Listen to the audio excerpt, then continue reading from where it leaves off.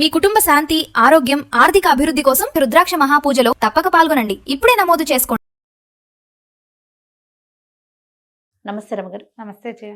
రమగారు, మంచి ట్విస్టులున్న కథ. ట్విస్టులు ఒకటి ఉంటే చాలదా? నెంబర్ రెండు మూడు ఉండాలి. పూర్వం అంట ఒక పల్లెటూరులో ఓ భార్య భర్త ఉండేవాళ్ళు. పిల్లలు లేరు వాళ్ళకి, రైతు పాపం. అయితే వాళ్ళకి ఏమైందిట, ఒకనాడు ఒక తప్పిపోయిన పిల్లవాడు దొరికాడు. ఆ పిల్లాడిని పెంచారు. పిల్లవాడికి ఒక 17, 18, 19 ఏళ్ళు అలా వచ్చినాయి. వాళ్ళతో పాటు ఉండేవాడు. ఏదో పేద రైతు, ఏదో పొలం పని చేసుకునేవాళ్ళు. ఓ పిల్లాడికి అన్నం పెట్టలేకపోతారా వాళ్ళు, వాళ్ళతో పాటు ఉండేవాడు. క్రమంగా ఏమైందట, ఆ ప్రాంతంలో కరువు వచ్చేసింది. ఈ రైతు దంపతులు బాగా పేదవాళ్ళు, పెద్దవాళ్ళు కూడా, పేదతనంతో పాటు పెద్దవాళ్ళు కూడా. పిల్లాడు 19, 17, 18 ఏళ్ళు వచ్చినాయి, కానీ వాళ్ళకి 75 ఏళ్ళు వచ్చి ఏదో ఉన్న ఆహారం పెట్టుకుని తినేవాళ్ళు. క్రమంగా ఏమైందంటే ఆహారం నిల్వలు కూడా తగ్గిపోయింది. అయితే వాళ్ళు ఏమన్నారు, రే నాయన, ఈ ఊళ్ళో కాటకం వచ్చింది, మేమేదో ఇంత తిని బతకగలం, పెద్దవాళ్ళం, నువ్వేమో ఇంకా ఎదిగే పిల్లవాడివి, క్రమంగా తిండి కూడా దొరక మలమల మాడి చచ్చిపోయేలాగా ఉన్నాము, మేము ఆ ఊరు ఈ ఊరు రాలేము, ఊళ్ళో చాలామంది వలసలు వెళ్ళిపోతున్నారు, నువ్వు వెళ్ళిపో, ఇన్నాళ్ళు పెంచాం, నువ్వు ఇక్కడి నుంచి వెళ్ళిపో నాయనా అని పంపించారు. పంపిస్తే వీడు మొదటంతా ఏడ్చి మొత్తుకున్నాడు, కానీ తర్వాత ఏం చేయలేక ఇంకా అక్కడ ఉంటే ఏముంది, వాళ్ళతో పాటు వీడు మాటమే, అక్కడ వర్షాలు లేవు, కాటకంగా ఉంది. సరే బయలుదేరి వెళ్ళిపోయాడు. వెళ్ళగా ఏవో అడవి అవి ఇవి దాటుకుంటూ పోయాడు. కాయ కసరు ఏది కనపడితే అది కొట్టుకుని తిని, దుంపలు కనపడితే అవి కడుక్కుని పచ్చివే తిని వెళ్తూ ఉంటే ఒక పాత పురాతనమైన కోట ఒకటి కనపడిందట. అంతా మట్టి మకిలి మశానంగా ఉంది. సరే బయట వాన వస్తోంది కదా, పడుకుని నిద్రపోయాడు. నిద్రపోయేసరికల్లా వాడికి తెల్లవారుజామున మెలకు వచ్చింది. ఎందుకు మెలకు వచ్చిందో చూస్తే వీడి భుజానికి ఏదో తగులుతోంది నిద్రలో ఉండగానే. చూస్తే అదొక చెయ్యి, ఒక చెయ్యి ఆకారంలో ఉంది. ఉలిక్కిపడి లేచాడు. చూస్తే ఇప్పుడు అది ఎట్లా తగులుతుంది, ఈ పార్ట్ ఇట్లాగా తగులుతోంది, ఈ పార్ట్లో ఒక దీపం ఉంది. లేచాడు దిగ్గున. వాడు తిండికి వాచిపోయి ఉన్నాడు, అలసిపోయి ఉన్నాడు, ఎన్ని డక్కా మొక్కలు తిన్నాడో. అదురుకోవాలి వాడు, భయపడాలి, కానీ అదర్లా వాడు. లేచి అదేమిటా అని పరిశీలనగా చూడడం మొదలుపెట్టాడు. ఆ దీపం పట్టుకున్న చెయ్యి ఇట్లా ముందు కదులుతూ వెళ్తోంది. కుర్రాడు ఏమనుకున్నాడు, ఎక్కడికో వెళ్తోంది, దీని వెనకాల వెళ్దామని దాని వెనకాల వెళ్ళటం మొదలుపెట్టాడు. ఆ దీపం పుచ్చుకున్న చెయ్యి అట్లా ముందుకు వెళ్తుంటే ఆ భవనం అంతా వెలుగ్గా కనపడటం మొదలెట్టింది. అంతకుముందు వీడు వెళ్ళినప్పుడు అది పాత కోట. లోపలికి వెళ్తూ ఉంటే లోపల పెద్ద పెద్ద గదులు, అవన్నీ పెద్ద హాలు, బోలెడన్ని సామాన్లు. అక్కడి నుంచి ఒక్కో గది చూడడం మొదలుపెట్టాడు దీపం వెలుగులో. ఓ గది నిండా బట్టలు, ఒకటి స్నానశాల, ఒకటి భోజనశాల. వీడు ఏం చేశాడు, ఇంకా చూస్తే స్నానశాలలోకి వెళ్ళి ఈ బట్టల దాంట్లో నుంచి బట్టలు తీసుకెళ్ళి స్నానశాలలో శుభ్రంగా స్నానం చేసి బట్టలు కట్టుకుని హాయిగా ఆ భోజనశాలలోకి వెళ్ళి చూస్తే మనిషి పిట్ట పురుగు లేరు లోపల. హాయిగా వడ్డించుకుని తిన్నాడు బోల్డంతా తిండి. అంతా తిరిగి చూశాడు, భవనం అంతా శుభ్రంగా తినేదాకా ఆ దీపం అటాగే పట్టుకున్నది. చుట్టూతా తిరిగాడు. తిరిగి వచ్చి మళ్ళీ తను ఎక్కడికి మొదలు పెట్టాడో అక్కడికి వచ్చాడు. అక్కడ ఒక హంసతూలికా తల్పం ఉంది. వాడు నేల మీద పడుకున్నాడు ఇందాక, ఇప్పుడు తల్పం ఉంది. ఆ తల్పం మీద పడుకుంటే ఆ దీపం మాట్లాడడం మొదలెట్టింది. ఓ రబ్బాయి, ఇప్పటిదాకా ఎంతమందో వచ్చారు ఈ భవనంలోకి, ఈ దీపం పుచ్చుకున్న చేతిని చూసి హడిలు చచ్చారు, ఒక్కడు కూడా నిలబడలా, నువ్వు ఒక్కడివే నిలబడ్డావు, ధైర్యంగా ఉండు, నీకు రాజకుమార్తె సొంతం అవుతుంది అని చెప్పి వెళ్ళిపోయింది. చెయ్యి వీడు తల్పం మీద పడుకున్నాడు. ఉన్నట్టుండి ఏదో పెద్ద శబ్దమైంది, ఎవళ్ళో తలుపు దోసుకొస్తున్నారు లోపలికి. ఒక పటాలం వచ్చింది. వాళ్ళందరూ ఇంత కర్రలు పుచ్చుకొచ్చి ఈ కుర్రాడిని మన వాడికి ఏం పేరు పెడదాం, రావుడు అని పెడదాం, రావుడిని సావగొట్టి చెవులు మూసారు. వాళ్ళు కొట్టేశారు. సున్నంలోకి ఎముక లేకుండా, లేదా ఎముకలో సున్నం లేకుండా చిత కొట్టేశారు. కొట్టేసి వెళ్ళిపోయింది. మొత్తం పటాలం అంతా మాయమైపోయింది. అమ్మో అయ్యో దేవుడా రాముడా అని మూలుగుతూ ఉన్నాడు. ఇంతలో ఏమైంది, ఆ దీపం పుచ్చుకొని చెయ్యి వచ్చింది చక్క. వీళ్ళంతా వెళ్ళిపోయాక దీపం పక్కన పెట్టి ఏదో మందు తీసి రాసింది ఒంటి మీద, ఓపిగ్గా ఉండు నువ్వు అని చెప్పి. మర్నాడు తెల్లారింది. వీడాతో తల్పం మీదే ఉన్నాడు, ఏమీ లేదు అక్కడ, ఫుడ్ లేదు, గిడ్డు లేదు. రాత్రి కడుపు నిండా పట్టపగలేలాగా తిన్నాడు కదా. ఇక వాడు అక్కడక్కడే అడవిలో తిరిగి అందులోనే ఉండిపోయాడు ఆ బిల్డింగ్లోనే. రెండో రోజు రాత్రి మళ్ళా దీపం చెయ్యి వచ్చినాయి. వీడేం చేశాడు, దాని వెనకాల పడిపోయి స్నానశాలలో హాయిగా బోళ్ళంతసేపు పన్నీటిని జలకాలాడి ఇంకో జత మంచి బట్టలు కట్టుకుని, ముందు రోజు దెబ్బలు తిన్నాడు కాదు, వేడి వేడి నీళ్ళు పోసుకుంటే హాయిగా సలీస్గా సుఖంగా ఉంది అనమాట. వాడికి చక్కగా అన్నం వడ్డించుకుని ముందు రోజు తినని వెరైటీలన్నీ రెండో వెరైటీలు తిని, ఇన్ని పళ్ళు తిని, ఐస్ క్రీములు అవి ఉంటే స్వీట్లు అవి ఉంటే అవన్నీ తిని మొత్తం భవనం అంతా తిరిగి చూసి మళ్ళీ వచ్చి మంచం మీద పడుకున్నాడు. దీపం వెళ్ళిపోయింది.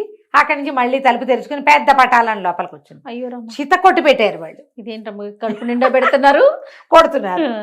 అయిపోయింది. మొత్తం జనం అంతా వెళ్ళిపోయాక మళ్ళీ దీపము చెయ్యి మళ్ళీ వచ్చాయి. ఆ దీపం పక్కన పెట్టి వీడి ఒంటికి మందు రాసి వెళ్ళిపోయింది దీపం. 2 రోజులు ఇదే అయింది. మూడో రోజును కూడా అలాగే చక్కగా దీపం చెయ్యొచ్చింది. వీడన్నీ శుభ్రంగా వడ్డించుకు తిన్నాడు. చావు కొట్టించుకో దొడ్డుకర్ర దగ్గర పెట్టుకుందాం అనుకుంటున్నాడు. దొడ్డుకర్ర పెట్టుకుని మాత్రం వాళ్ళ 30-40 మంది వచ్చారు పటాలం. అదే మూడో రోజున ఏమైంది, మళ్ళీ చావు కొట్టేసి. అయినా వాడు వెళ్ళట్లా. సత్యనో దేవుడా అని పడుంటే ఈసారి మూడో రోజు దీపం పుచ్చుకుని చేయరాల ఒక అందమైన రాజకుమార్తె వచ్చింది లోపలికి. వచ్చి ఏం చేసింది, అమ్మాయి దగ్గర ఒక కొప్పెర లాంటిది నీళ్లు పెట్టుకునేది ఒకటి, అందులోంచి మంత్రజలం తీసి చల్లింది. వీడు మొత్తం దెబ్బలన్నీ మాయమైపోయినాయి, ఏమీ లేవు దెబ్బలు. ఆ అమ్మాయి ఏం చెప్పిందంటే, నేను ఒక ఫలానా దేశపు రాజకుమార్తెని, నన్ను మా నాన్న శత్రువులు అపహరించి మంత్రబలంతో ఇక్కడ కట్టేశారు. మీకు ఈ 2 రోజులు దారి చూపించింది చెయ్యి నాదే. నేను ఇక్కడ ఉండకూడదు. నాకు ఇక్కడ వీళ్ళు ఏ మంత్రంతో నన్ను కట్టేశారో ఆ మంత్రం నాకు దొరికింది. నేను ఇక్కడి నుంచి వెళ్ళిపోతా. నువ్వు మా కోటకు వచ్చేసి నేను నిన్ను పెళ్లి చేసుకుంటాను. నీ వల్లే నేను బయటపడ్డా.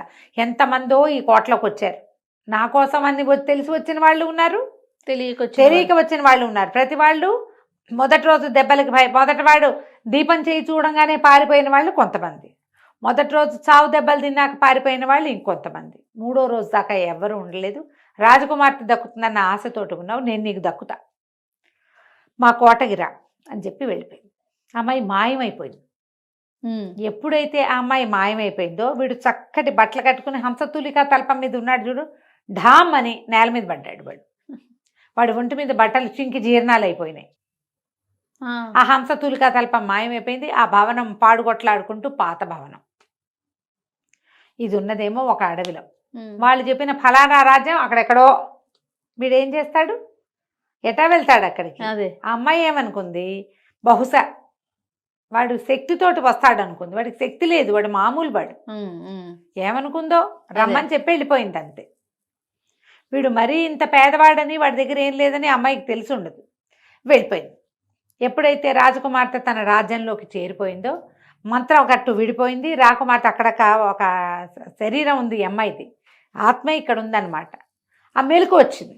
మెలకు రాగానే మంత్రకట్టు విడిపోయింది. రాకుమార్తెగా మెలకు వచ్చేసిందని ఆ రాజభవనంలో అంతా పండగలు చేసుకున్నారు. ఎన్నాళ్ళ నుంచో అమ్మాయి అలా ఉండిపోయింది. పిల్ల శరీరం పెరుగుతూనే ఉంది. 10 ఏళ్ల వయసులో తీసుకొచ్చి పడేశారు ఇక్కడ.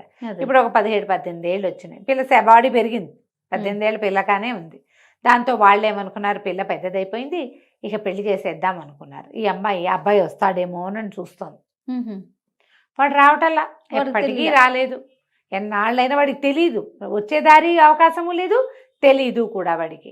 ఎప్పుడో కనుక్కుని రావాలి, ఎప్పటికొస్తాడు. ఈ అమ్మాయి ఊరుకుంది మాట్లాడకుండా. ఇంకేం చేయాలి, కానీ దిగులుగా ఉంది. వాడు కదా నన్ను కాపాడాడు, లేకపోతే ఇట్లాగే డెడ్ బాడీ లాగా ఇక్కడ పడి ఉండేదాన్ని. ఎన్నాళ్ళైనా వీళ్ళు దాన్ని సంరక్షిస్తూ ఉండేవాళ్ళు, అంతే ఉండేది. నేను అక్కడే పడి ఉండేదాన్ని, ఆ పాత కోటలో ఎన్ని సంవత్సరాల నుంచో అక్కడ పడున్నాను అని కొంచెం బాధగా ఉంది. కానీ ఇంకేమీ చేయలేకపోయింది. కొంతకాలం గడిచేసరికల్లా రాజుగారు ఏమనుకున్నారు, రాజకుమార్తెకి పెళ్లి సంబంధం కుదిర్చారు. కాదని ఎట్లా చెప్తుంది, అవతల వ్యక్తి ఎవడైనా ఉండాలిగా. సరే సంబంధం కుదిరేసరికల్లా ఏమైంది, రాజకుమార్తెని రాజకుమారుణ్ణి ఇద్దరిని ఊరేగింపుకి తీసుకుపోయారు. ఇంకా పెళ్ళి అవల, రేపొద్దున పెళ్ళి. ముందు రోజు ఊళ్ళో ఊరేగాలి. ఇద్దరిని ఒక రథం ఎక్కించారు. రథం ఎక్కిస్తే ఆ రథం మీద వెళ్తూ అది మొత్తం ఊరంతా తిరుగుతాయి అన్నమాట. ఆ ఊరేగింపు సరిగ్గా కోట తలుపు దగ్గర దాటుతుంటే కోట తలుపులోంచి అప్పుడే మన ఈ రాముడు చింకి గుడ్డలతోటి లోపలికి వచ్చాడు. కోట వస్తుంటాయి కదా, ఈ అమ్మాయి అంతా వెతుకుతోంది. కనపడుతున్న జనాల్లో వాళ్ళ కేసు చూస్తుంది అనమాట. ఊరికే చెయ్యి పటల్లా రాకుమార్తెలాగా మనుషుల్లో ఎక్కడైనా వాడు కనపడతాడేమో చూస్తుంది. అప్పుడే కోట తలుపుల్లో నుంచి బయటకు వస్తున్న వాడిని చూసేసరికల్లా ఆశ్చర్యపోయింది. వీడే మనవాడు అనుకుని బండి ఆపించింది. ఆ రాజకుమారుడిని అడిగింది, నా దగ్గర ఒక పెద్ద పెట్టుంది, దానికి చక్కటి తాళం వేశాను నేను, తాళం చెవి కాస్త పోయింది. తాళం చెవి పోయింది. చాలా రోజులు చూసి ఒక కొత్త తాళం చెవి చేయించాను. కొత్త తాళం చెవి చేయించుకున్నాక పాత తాళం దొరికింది. నేను ఏ తాళం వాడాలో చెప్పు అని అడిగింది. రాకుమారుడు అన్నాడు, కొత్త తాళం ఎప్పుడు డూప్లికేటే, పాతది ఒరిజినల్ కదా, నువ్వు ఒరిజినల్దే వాడాలి అనగానే ఈ అమ్మాయి ఏం చేసింది, సైనికుడిని పిలిచి, ఒరే ఆ వస్తున్న అతన్ని జాగ్రత్తగా రథంలో కూర్చోబెట్టు అని చెప్పి ఈ రాజకుమారుడిని తీసుకెళ్ళింది అతని దగ్గరికి. నేను 7 సంవత్సరాలు మంత్రకట్టులో ఉన్నా, నా శరీరమే ఇక్కడుంది, నా ఆత్మ ఒక ఫలానా పురాతన కోటలో ఉంది, ఆ కోటలో నుంచి నన్ను రక్షించిన వాడితను, వాడెవడో నాకు తెలియదు కానీ నన్ను రక్షించాడు. నా ఆ మంత్రకట్టు విడిపోవడానికి వీడు 3 రోజులు చావు దెబ్బలు తిన్నాడు వాళ్ళతోటి, ఆ మంత్రశక్తి శక్తులతోటి దెబ్బలు తిని నన్ను మళ్ళీ నా శరీరంలోకి ప్రవేశించేలాంటి అవకాశం నాకు ఇచ్చాడు. నేను అతన్ని పెళ్లి చేసుకోవాలనుకున్నాను, నన్ను రక్షించాడు కాబట్టి. ఇతను ఎప్పటికీ రాలేదని మా నాన్న నీ సంబంధం కుదిర్చాడు. ఇంకేం చేస్తాను, తాళం పోగొట్టుకున్నారు కాబట్టి కొత్త తాళానికి సరద్దామనుకున్నాను, కానీ ఇతను కనపడ్డాడు, ఇతనే నా పాత తాళం చెవి అని చెప్పి. రాకుమారుడు వెంటనే డ్రాప్ అయిపోయాడు. పర్వాలేదు, మేము వెనక్కి వెళ్ళిపోతాం, నీ పెళ్లి వేడుకలు చూసి వెళ్తామని చెప్పాడు. తండ్రి కూడా రాజకుమారుడు ఒప్పుకున్నాడు కాబట్టి ఇంకా ఆయన ఏం అనలేపాడు. వాళ్ళకి తెలుసు ఇన్నేళ్ళు మంత్రకట్టులో ఉంది, ఆ పిల్ల జీవం లేకుండా ఉంది అని. ఇవి నీ ఆ రాముడిని తీసుకుపోయి శుభ్రంగా స్నానాలు పానాలు చేసి వాడు చక్కటి వాడే. కొద్ది రోజులు బాగా పోషించాక రాజకుమార్తెనిచ్చి వివాహం చేశారు. కథ కంచికి మనం ఇంటికి. చాలా బాగుందండి. 2 ట్విస్టులు ఉన్నాయి. ఉన్నాయి రమ్మగారు. నమస్తే. నమస్తే.